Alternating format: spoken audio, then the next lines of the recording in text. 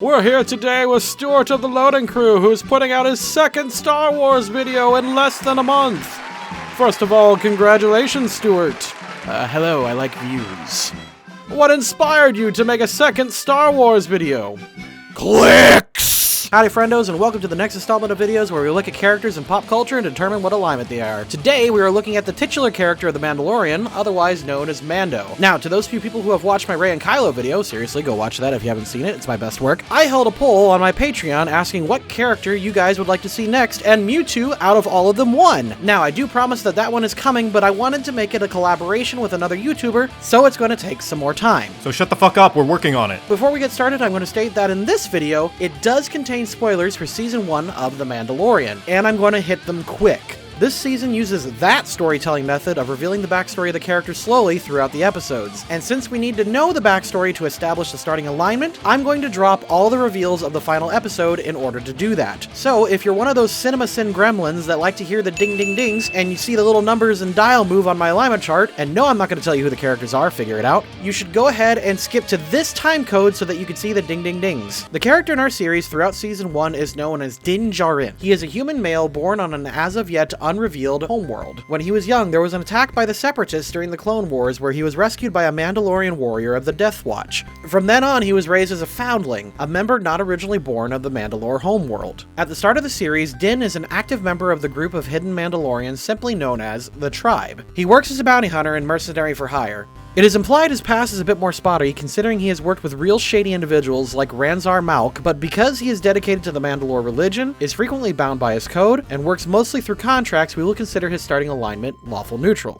Otherwise, in a refreshing change of pace, we don't really need to cover much of anything else. However, a few things special about this video. There are a few times throughout this video I'm going to be considering things that are illegal as lawful, and the concepts of good, neutral, and evil will be played with throughout the video. And that, interestingly, is a quirk of the concept of D&D Alignment. There are a ton of people who stumble onto these videos who rudely tell me that I don't understand alignment, and well, I kinda knew I was going to get some of those comments when making this series, but I want to stress again that alignment is subjective to not only the observer, but the person it's attached to. I tried to alleviate this problem in my Shrek video by explaining in great detail how we handle alignment, but there still seems to be some confusion. For the sake of the pace of the video, I'm just going to address 2 quick points though. First, for the people who say they have an ironclad understanding of alignment and cited various rules at me, I'm sorry to say, but even in Dungeons & Dragons, there's no consistent alignment rules, and D&D has changed how they have defined alignment throughout the years. It's actually really funny because in 1st edition D&D, each alignment had a special language that could only be understood by a person of the same alignment. It's sort of like Thieves' Cant, but for alignments. And it wasn't even spoken. The language of alignment broke down to gestures and motions, which resulted in some really funny interactions. For example, if you were from like Eberron and if you ran into someone from like Faerun, you could still communicate through like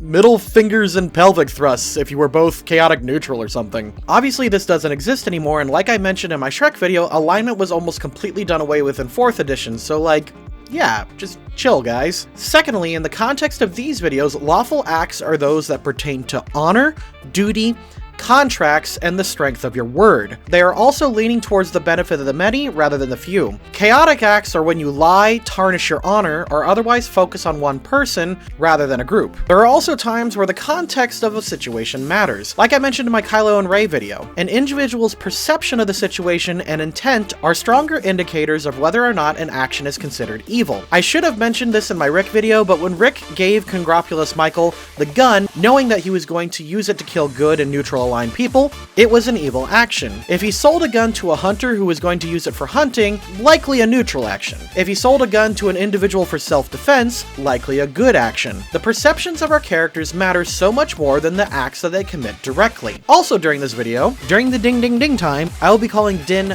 Mando, or the Mandalorian, for the benefit of the CinemaSins gremlins. But I'll also be doing a Baby Yoda bonus round at the end of the video, so don't click off after that part because I know you people are bound to do that. I can see the analytics, I've seen you people do it. Stop doing that, guys. And that's it. Let's go.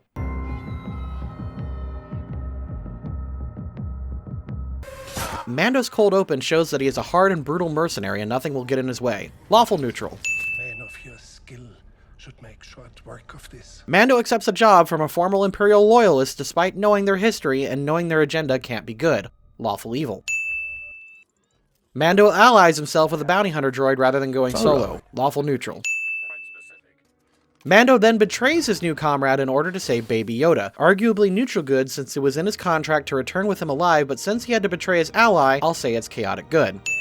Mando repeatedly attacks Jawas because he's pissed and they stole his stuff, even in a negotiation setting, and he did leave his weapon behind despite protesting it initially, chaotic neutral. But then he immediately agrees to work with them, lawful neutral. So, I'm kind of counting it twice, but turning in Baby Yoda despite strongly suspecting foul play, especially after the fiasco with the bounty droid, I'm going to count this as lawful evil. Mando could have been awarded a Mudhorn signet, but turned it down because he considered it a dishonorable kill, and he wanted to leave behind more Beskar for the foundlings, lawful good. As it should always be. Mando betrayed his guild and his honor by rescuing Baby Yoda, chaotic good. I protected him. He even let Dr. Parshing live because he saved the child, chaotic good. Well, looks like this planet's taken. Mando was willing to leave the planet so that Kara could hide out and keep the least amount of heat on her, neutral good. They both agree to protect the village despite the raiders having an AT-ST walker on their side. They even offer to train and fight alongside them, lawful good. Originally, Mando wanted to leave Baby Yoda in the village, but then after realizing that hunters were still tracking it, decided to leave to protect everyone as best as possible, lawful good. I'm not looking for guild. Just to cut down on time, in most of this episode, Mando is being pretty lawful neutral. He looks for a bounty in order to pay his repairs and works with Toro and splits the reward. He then trades with the Tuskens for safe passage. He then goes off to get dewbacks and trusts Toro to keep his word. After killing Calican, Mando takes all the cash Toro was holding and pays Peli. I had a hard time placing this one, but I'm going to say chaotic good.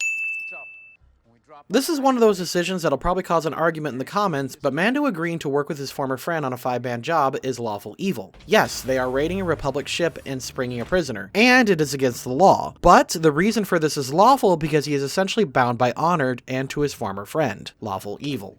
Down on us. Mando tries to protect the Lone Guard by offering him an out where everyone lives. Neutral good.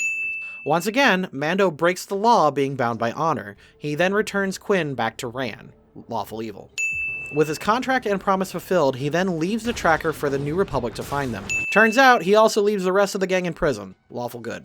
So here is my proposition. Sensing a trap, Mando recruits his friend Cara Dune and Queel to help him kill the client and free the town. The fact that he doesn't kill Karga after revealing the betrayal shows that Mando sees the bigger picture and thinks taking out the material loyalists is a better solution for everyone. Lawful good. Mando uses himself as bait in order to get close to the client to kill him. Chaotic good. Mando tells Queel to take the child and leave the planet in the crest in order to protect Baby Yoda, sacrificing himself, Kara, and Karga in the process. Chaotic good. Go. This is a lawful stupid moment, but important to understanding Mando's character. Mando takes an injury from the explosion caused by Gideon but refuses to be healed by Kara because it would cause his face to be seen by a living being. He would have died from this if not for the actions of IG-11, who figured out a loophole and removed his helmet so that he could be healed. Lawful neutral. Mando accepts the responsibility of the segment of the Clan of Two, meaning he has sworn to father Baby Yoda as a foundling, either until he becomes of age or can return him to his species in Season 2, baby! Mando tries to talk IG-11 out of sacrificing himself for everyone, putting an individual above the group. Chaotic good. Giving Queel a proper burial. Lawful good. You know what I love about this show? It's just fun. You know? I miss fun. Sure, there are plot holes in this series, and I'm sure that there's some lore issues, but who gives a shit, you know? The Mandalorian is just a fun show with a good aligned character. He isn't complicated, and his backstory isn't really that original. We're just presented with a fun spaghetti western with a little bit of Wolf and Cub meets Star Wars. Our hero starts off as lawful neutral and then just straight up becomes a decent lawful good guy. There isn't any big meaning behind it. There's no stress. Just good. I really have no complaints about this show, and neither does anyone else that I can find. Sure, I could point out that the beginning doesn't make a lot of sense. Like, why was Mando the only person to be given orders to bring back Baby Yoda alive? Why was it seemingly such a secret, yet everyone knew about it? Or why was the doctor told to bring back the baby alive, but the client wanted it terminated? And the big one that always bothered me, why the hell does no one know what a Jedi is? But whatever. This is a fun show, and I can't wait for next season. And now, as promised, the Baby Yoda bonus round. Personally, I think that he starts off as neutral good, but since I put Baby Groot at true neutral last time, I'll be consistent and start him off at neutral as well.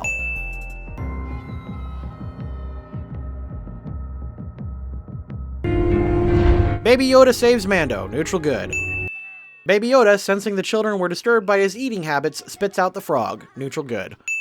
Holy shit, Baby Yoda just straight up darkside force chokes Cara Dune, thinking she was hurting Mando. Chaotic good. Healing the guy who originally tried to attack you. Neutral good. Completely justified, Baby Yoda straight up bites a guy who was trying to talk to him. Chaotic neutral.